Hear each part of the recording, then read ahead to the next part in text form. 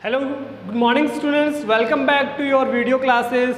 Today we will start our new chapter 7 Atomic Theory, Periodic Classification and Properties of Elements.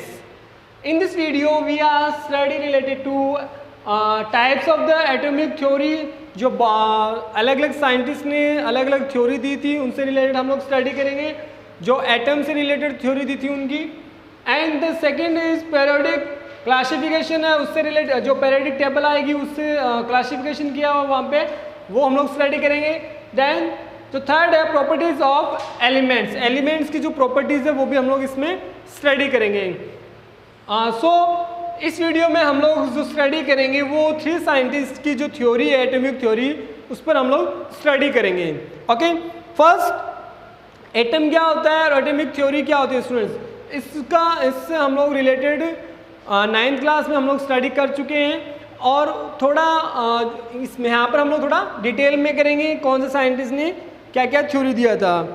Atom क्या होता है students, smallest individual particles of substance, means किसी भी particles का वो substance जो सबसे स्मॉलेस्ट हो जिसको फर्दर डिवाइडेड नहीं कर सकते और क्लासिफिकेशन उसको और डिवाइडेड नहीं कर सकते, वो क्या होता है हमारा एटम होता है. Okay, atom was giving by the Democritus और लुसिफस ने दिया था. 2 साइंटिस्ट थे, उन्होंने क्या दिया था, ये एटम थ्योरी दी थी और जो इसको डिस्कवर किया था वो क्या था, डाल्टन ने. किसने किया था, डाल्टन ने किया था. और अकॉर्डिंग टू इंडियन कल्चर उसने किया था महर्षि कणाद ने.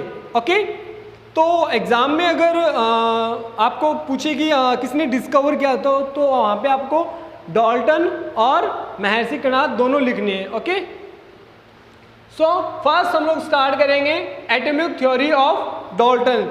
जो डाल्टन की एटॉमिक थ्योरी है उससे रिलेटेड हम लोग स्टडी करेंगे.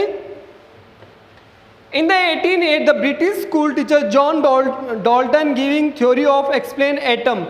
एटम की जो एटॉमिक थ्योरी है डाल्टन ने वो दी थी कब, 1808 में. 1808 में दिया था डाल्टन ने.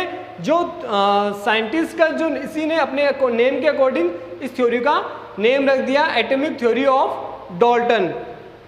इसने 2 पॉइंट्स से रिलेटेड स्टूडेंट्स इस थ्योरी को दिया है. फर्स्ट है केमिकल कॉम्बिनेशन जो मास कंजर्वेशन होता है, और सेकंड है law of constant proportions. Okay, ये 2 पॉइंट्स हैं जिससे रिलेटेड डाल्टन ने थ्योरी दी थी. ओके, इस थ्योरी में इसने क्या बताया था डाल्टन ने, फर्स्ट जो पॉइंट है, each substance is made up of small particles, कि जितने भी सब्सटेंस है वो क्या है, किसी न किसी स्मॉल पार्टिकल से बने हुए हैं. Then second point is atom are individual particles.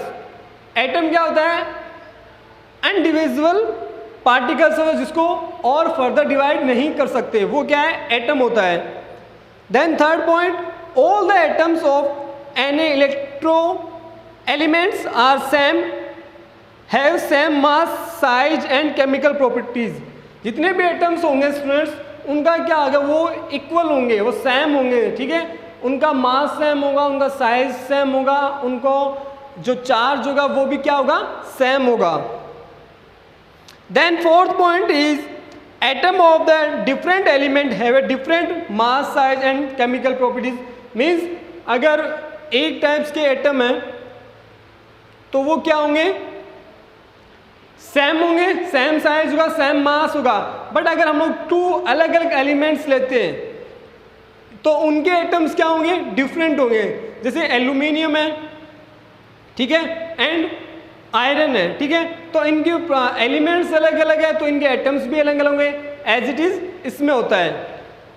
जो फिफ्थ है, atom of the different elements always combine in the simple proportion of a small whole number to form compound.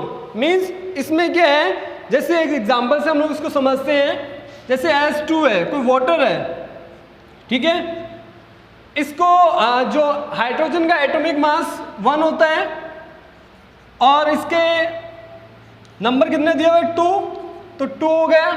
Oxygen का atomic mass कितना होता है 16 और यहाँ पे 1 दिया हुआ है ओ ऑक्सीजन, तो ये कितना हो गया 16, तो इनका रेशियो क्या हो जाएगा 1:8। मीन्स अगर आप हम लोग वाटर जो कहीं से भी लेंगे, ठीक है, प्योर वाटर जो होगा उसका जो रेशियो होगा वो 1:8 ही होगा।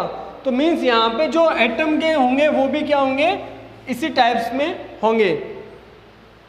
देन जो 6 पॉइंट आता है, in the chemical reaction atom only rearrange, they can neither be create nor be destroyed by the chemical reaction.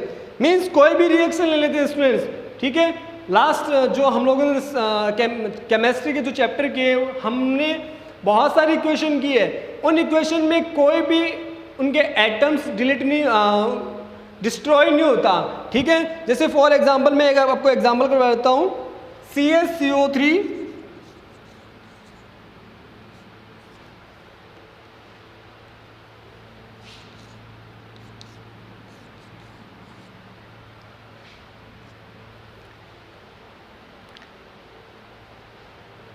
अब देखो स्टूडेंट्स यहां पर क्या है, कोई भी एटम डिस्ट्रॉय नहीं होता, नहीं वो क्या कर लेता क्रिएट कर लेता अपने आप को सिर्फ, ठीक है। यहां पे देखो CO3 है, CO plus CO2 atomic number वही है, यहां पे कोई डिस्ट्रॉय नहीं हुआ है, ठीक है। तो 6 वाला पॉइंट ये हमें एक्सप्लेन करता है। Okay students, atomic theory of Dalton could not explain many facts, but it laid the strong foundation of the advanced research about the atom of the basic scientific experiment facts.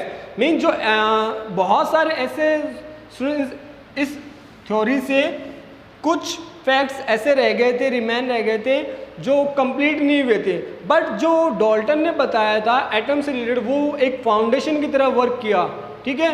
Then उसके बाद जो next जो scientist है उन्होंने क्या किया, उससे ही start किया जहां पर उन्होंने छोड़ा, तो उसको और स्टडी करना किया तो और उसको क्या मिले details milli.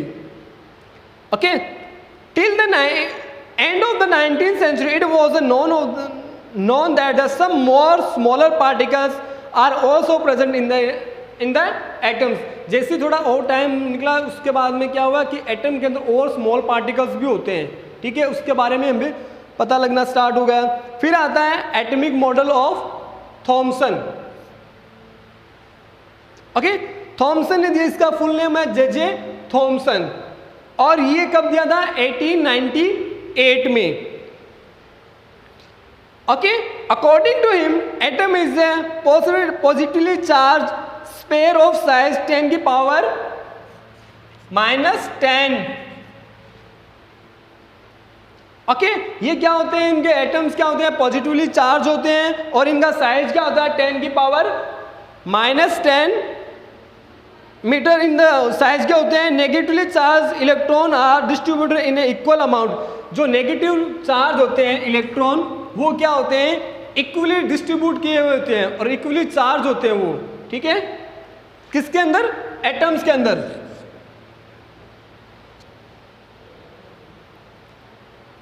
It is also called plum pudding, इसको क्या बोलते हैं, प्लम पुडिंग भी बोलते हैं, वाटरमेलन भी बोलेंगे और बूंदी का लड्डू भी इसको बोलते हैं, ठीक है। इस जो एक्सपेरिमेंट को 3 नेम से एक्सप्लेन करेंगे, प्लम पुडिंग, बूंदी का लड्डू और वाटरमेलन। एग्जाम में अगर ये तीनों पॉइंट में से किसी भी एक का नेम ले तो आपको ये ही थ्योरी एक्सप्लेन करनी है, कंफ्यूज नहीं होना है, ठीक है। इसको प्लम पुडिंग के नाम से भी जानते हैं, वाटरमेलन के नाम से भी जानते हैं और बूंदी का लड्डू के नाम से भी जानते हैं। Okay, it is a type of the Christmas cake. इसको हम लोग ऐसे समझ सकते हैं कि जैसे वाटरमेलन होता है, वाटरमेलन का अंदर का जो रेड पार्ट होता है वो क्या है, इलेक्ट्रॉन है। देखो, red part of the watermelon is the like the positive charge and the seed between like the electron. Mean जो रेड पार्ट होता है वाटरमेलन का वो क्या होता है, पॉजिटिव चार्ज होता है पूरा, जो रेड पार्ट होता है वो, ठीक है। उसके अंदर जो सीड होते हैं वो क्या है, इलेक्ट्रॉन होते हैं। क्या होते हैं, इलेक्ट्रॉन होते हैं, इसलिए इसको वाटरमेलन से एक्सप्लेन किया है। बूंदी का लड्डू किसी इसलिए एक्सप्लेन किया है जस्ट बिकॉज बूंदी की लड्डू का जो कलर होता है वो उसके अंदर रेडेड जो कलर होता है, ठीक है, कुछ बूंदीज का, तो वो क्या होती है, रेड कलर में होती है, उसको सीड मान सकते हैं, उनको इलेक्ट्रॉन मान सकते हैं, बाकी पार्ट को क्या मानेंगे, पॉजिटिवली चार्ज मानेंगे। ठीक है, इसको ये ऐसे होता है, ठीक है।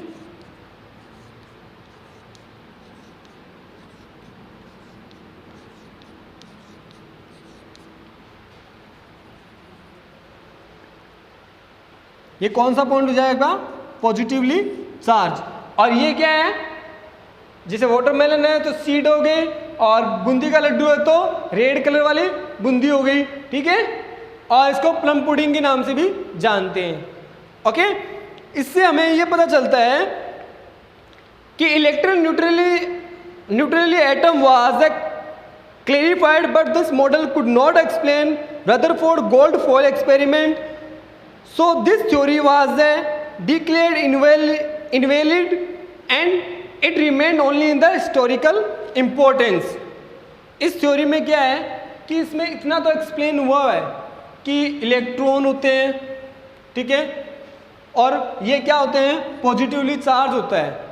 बट जो रदरफोर्ड का जो एक्सपेरिमेंट था वो पूरा ये एक्सप्लेन नहीं कर सकता, ठीक है। ये कौन से कैसे अरेंज होते हैं इलेक्ट्रॉन, पॉजिटिवली चार्ज कंप्लीट होता है नहीं होता, और जो इलेक्ट्रॉन ये नेगेटिव चार्ज में होते हैं क्या एक जगह भी होते हैं या मूवमेंट भी करते हैं, ये एक्सपेरिमेंट में क्लियर नहीं हुआ था। देन उसके बाद रदरफोर्ड गोल्डफॉइल एक्सपेरिमेंट आता है, ठीक है। इसके अंदर देखो स्टूडेंट्स, जो रदरफोर्ड का जो एक्सपेरिमेंट था एक्चुअल में उनके स्टूडेंट्स थे, 2 स्टूडेंट्स थे, उन्होंने किया था 1911 में, ठीक है। रदरफोर्ड ने किया था, इसका पूरा नेम है Ernest Rutherford. In his students 1911 did the experiment of bombarding particles on very thin gold foil. इनके जो स्टूडेंट्स थे उन्होंने क्या किया, एक गोल्ड फॉइल लिया था और उस पर बमबार किया था, किसके, अल्फा पार्टिकल्स के। और वहाँ पर उन्होंने जो पार्टिकल्स लिए थे वो उसका साइज अलग लिया था, और जो गोल्ड फॉइल ली थी उसका साइज था 10⁻⁻7 मीटर, जिसको 100 नैनोमीटर से समझ सकते हैं हम लोग, ठीक है। ये उनका साइज था किसका, जो गोल्ड फॉइल उन्होंने यूज किया था। 9th क्लास में ये एक्सपेरिमेंट आपको एक्सप्लेन किया हुआ था, यहां पर भी अच्छे से समझना इसको, ठीक है। अब इस एक्सपेरिमेंट में क्या बताया गया था कि जो अल्फा पार्टिकल्स हैं वो जब बमबारिंग हुई थी अल्फा पार्टिकल्स की,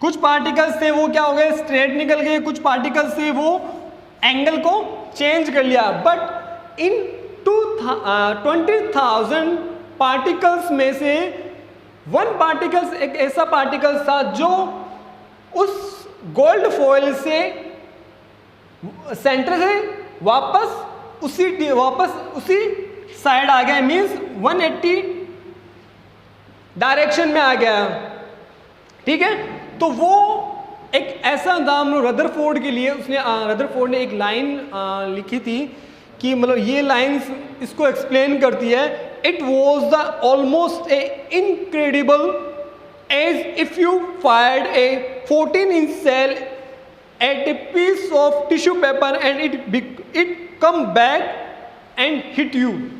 मीन्स अगर एक टिश्यू पेपर लेते हैं और उसमें 14 इंच का हम लोग शेल ले लेते हैं, ठीक है, वो हम लोग फेंकते हैं और वो शेल वापस हमारी साइड आ जाता है, ठीक है। तो ये एक मतलब शॉकिंग करने वाला एक्सपेरिमेंट था। सो जो 20,000 पार्टिकल्स में से 1 पार्टिकल क्या हुआ, वापस उसी डायरेक्शन में आ गया था। तो ये एक शॉक करने वाला क्या था, एक्सपेरिमेंट था किसके लिए? रदरफोर्ड के लिए। रदरफोर्ड ने क्या ऑब्जर्व किया था? Most of the particles move straight through the gold foil without deflection. कुछ जो पार्टिकल्स हैं वो क्या हो जाते हैं? स्ट्रेट मूव कर जाते हैं विदाउट डिफ्लेक्शन, यानी कोई एंगल चेंज नहीं करते हैं। A very few particles were deflect through small angle, और कुछ पार्टिकल्स ऐसे होते हैं जो स्मॉल एंगल में क्या हो जाते हैं? अपनी डायरेक्शन से डिफ्लेक्ट हो जाते हैं। After 20,000 particles one particle was a deflect 180 degree angle. Means एक पार्टिकल्स क्या होगा? वो 180 डिग्री पर वापस क्या आ जाएगा? वापस उसी डायरेक्शन में आ जाएगा। फिर उसके बाद जो रदरफोर्ड ने कुछ पॉइंट्स बताए थे कि इन पॉइंट्स, इस एक्सपेरिमेंट से रिजल्ट क्या निकला वो देखते हैं। फर्स्ट पॉइंट है most of the part of atom is empty and chargeless, most alpha particles straight without deflection. Means जो एटम है इसमें क्या है? फर्स्ट इससे पहले कौन सा हुआ था? थॉमसन ने बताया था कि ये चार्ज होते हैं, ठीक है, बट एक्चुअल में इस एक्सपेरिमेंट से पता क्या चला कि ये एम्प्टी होते हैं, यहाँ पे कोई चार्ज नहीं होता। जो रदरफोर्ड ने बताया, उन्होंने कहा कि एक सेंटर में चार्ज होता है जो इसको न्यूक्लियस बोला है, वो क्या कर देता है?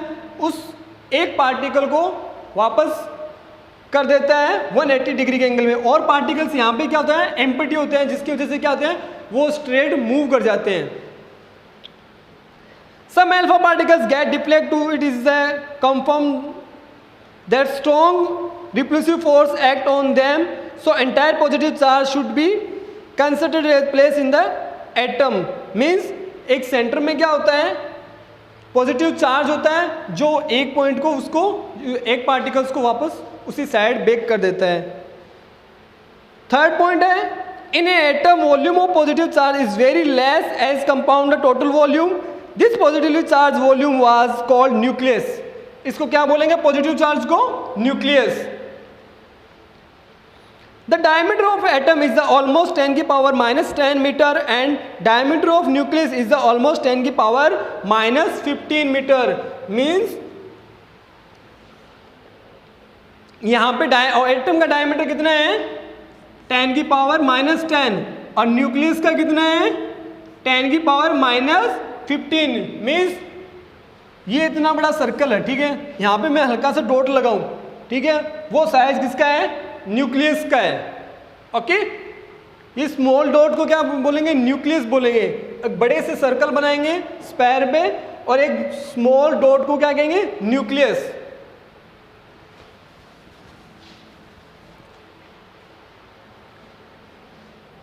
ओके, देन उसके बाद क्या? On the basis of the constitution Rutherford represent the following model on atom.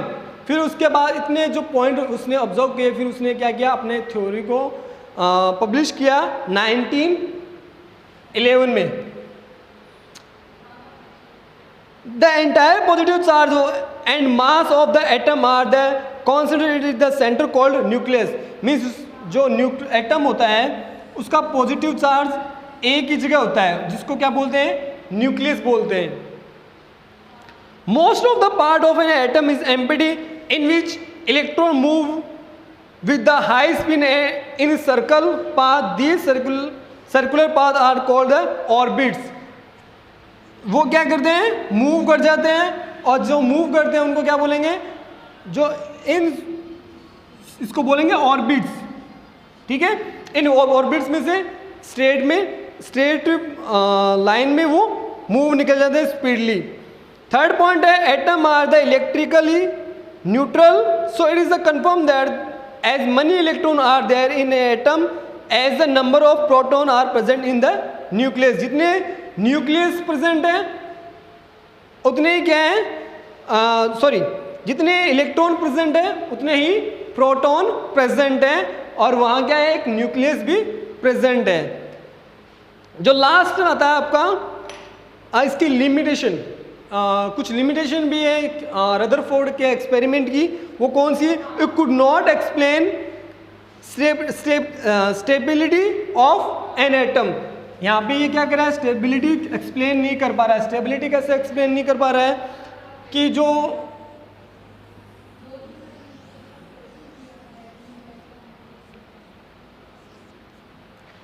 इसमें क्या बता रहा है कि जो रदरफोर्ड ने बताया कि ये ऑर्बिट में मूव करते हैं, ठीक है, बट ऑर्बिट में अगर मूव करते हैं तो ये जो इलेक्ट्रॉन नेगेटिव चार्ज है तो वो ऐसे ऑर्बिट में घूमता घूमता हुआ कहाँ चला जाएगा, न्यूक्लियस में, और वो चार्जलेस हो जाएगा, तो यहाँ पे वो खत्म हो जाएगा। तो इस ये लिमिटेशन है किसकी, रदरफोर्ड की। According to Maxwell theory electron moving in a circular path, Maxwell की एक थ्योरी है जिसमें इलेक्ट्रॉन को क्या कहता है, सर्कुलर पाथ में मूवमेंट करता है, will continuously decrease in this way, will move in the spherical motion and it fail in the nucleus. It does not happen, it does not explain spectrum of atom and number of electron in their arrangement in the atoms. यानी Rutherford ने जो arrangement of atoms है वो explain नहीं किया।